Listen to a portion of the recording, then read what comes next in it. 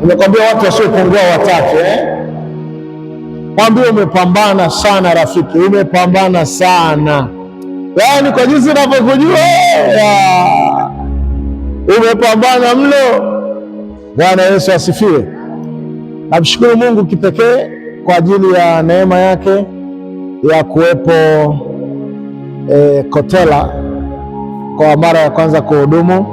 Namshukuru Mungu kwa ajili ya baba mchungaji. Tumpashie mchungaji, tumpe mchungaji makofi mazito matatu.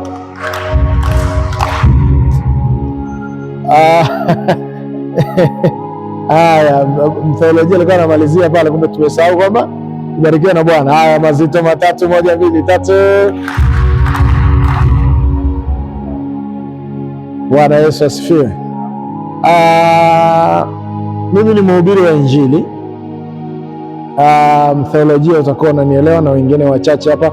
Na rafiki yangu wa miaka mingi sana nimekutana naye baba mchungaji, nashukuru umenikutanisha na rafiki yangu wa miaka mingi. Tulikutana kwenye huduma mahali tukabatiza Waislamu sijui 10 na ngapi pale. Ilikuwa vurugu isiyo ya kawaida. Najua mimi hamna raha nasikia kama kubatiza Muislamu.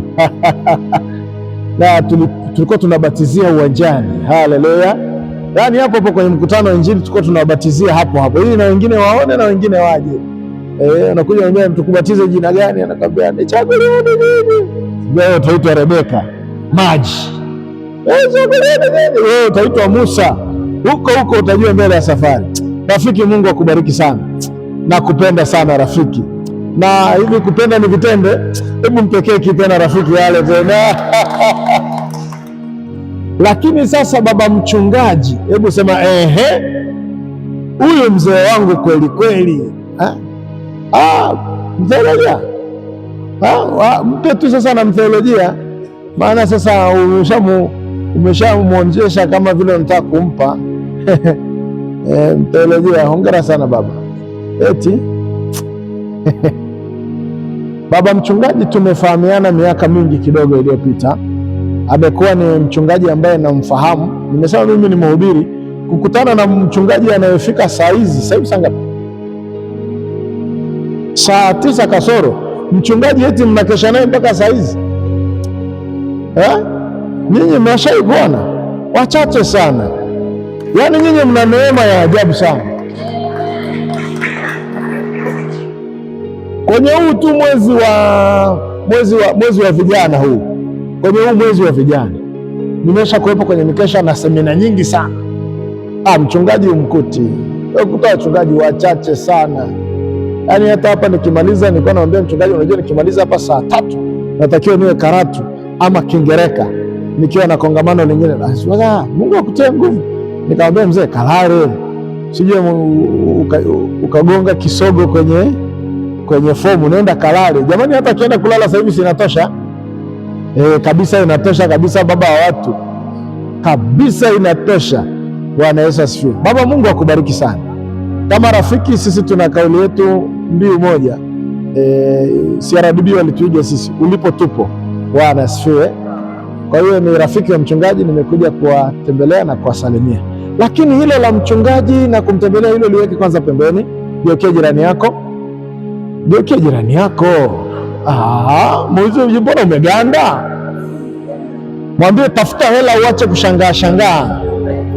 Mwambie tafuta pesa. Kichwa cha somo ni kijana na uchumi au kijana na ujasiriamali. Nataka tuzungumze mambo ya hela kidogo hapa.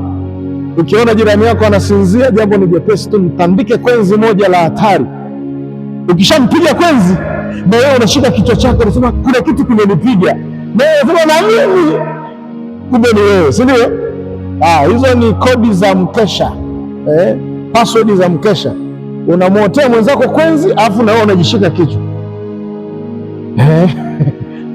Kitabu kile cha Mwanzo sura ya kwanza. Mwanzo 1:28. Mwanzo 1:28. Naomba tusome Mwanzo 1:28. Mwanzo 1:28, kijana na ujasiriamali. Mwanzo 1:28. Waliofika waseme amina. Tusome 1 2 3. Mungu akawabarikia, Mungu akawaambia zaeni mkaongezeke, mkaijaze nchi na kuitiisha, mkatawale samaki wa baharini na ndege wa angani na kila kiumbe chenye uhai kiendacho juu ya nchi. Bwana Yesu asifiwe. Haya ni mazungumzo ya kwanza kati ya Mungu na mwanadamu, na tunafahamu wote kwamba Adamu na Eva hawakuzaliwa, waliumbwa, si ndio? Na waliumbwa wakiwa kwenye umri gani? Sasa swali, waliumbwa walitokea wakiwa tayari kwenye umri wa ujana. Mwambie jirani yako, Adamu alikuwa kijana kama wewe. Sasa Mungu anapokamilisha uumbaji rohoni, mazungumzo yake ya kwanza na Adamu na Eva, ukisoma kuanzia mstari wa 26, na tumfanye mtu kwa mfano na kwa sura na mfano wetu, wakatawale samaki. Alafu kwa mstari wa 27 anasema Mungu akamuumba mwanamke na akamuumba mwanamume na mwanamke aliwaumba. Halafu mstari wa 28 ndio anasema Mungu akawabarikia, Mungu akawaambia, zaeni mkaongezeke, mkaijaze nchi na kuitiisha. Sasa pale aliposema mkaijaze nchi na kuitiisha, alianza na neno zaeni. Tafsiri ya Biblia yetu ya Kiswahili inatupeleka kama kwenye swala la kuzaa watoto tu. Geukia jirani yako, mpige kipepsi kidogo. Lakini kwenye tafsiri za asili, tafsiri za mwanzo za Biblia hazikuzungumza kwa habari ya kuzaa na kuongezeka kwa habari ya watoto. Ukirudi kwenye tafsiri ya Kiingereza anasema and therefore be fruitful and multiply. Be fruitful and multiply, kwa maana ya kwamba nenda ukawe mzalishaji na kuijaza nchi, maana nchi haitajazwa na watoto tu. Wewe hauna tumbo la kubeba watoto mpaka ukajaza dunia. Dunia na vyote vilivyomo, sio watu tu. Dunia na vyote vijazavyo, sio watoto tu. Dunia na vyote vijazavyo, kuna magari hapo, kuna majumba hapo, kuna makanisa ya hatari namna hii, kuna vitu vingi vinavyojaza dunia. Kwa hiyo alipomwambia mwanadamu ukaijaze nchi, hakuzungumzia kujaza nchi watoto tu. Tandika jirani yako kofi la mgongo, mwambie sio watoto tu. Ndio maana wazee hawazai.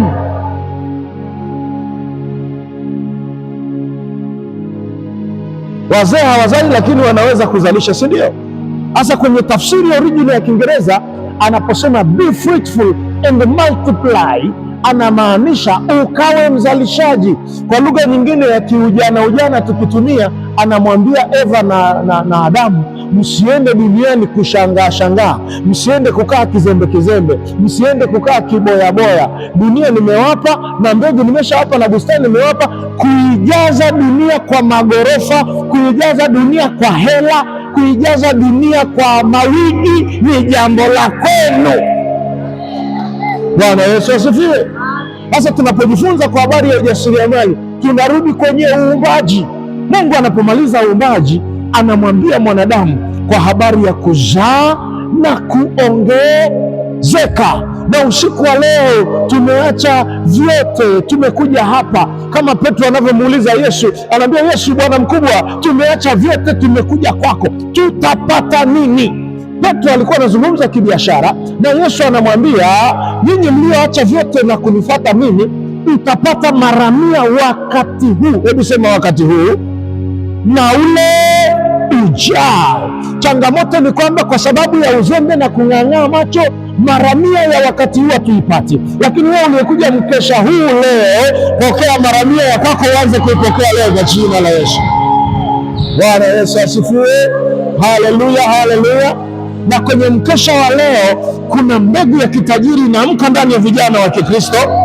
Kuna mbegu ya kitajiri inaamka ndani ya mtu fulani aliyekuwa analala na kupitiliza, sasa anaanza kuitafuta hela, na hela ionekane kwako kwa jina la Yesu. Bwana Yesu asifiwe. Ndio jirani yako tena mwambie tafuta hela. Mwambie tena tafuta hela.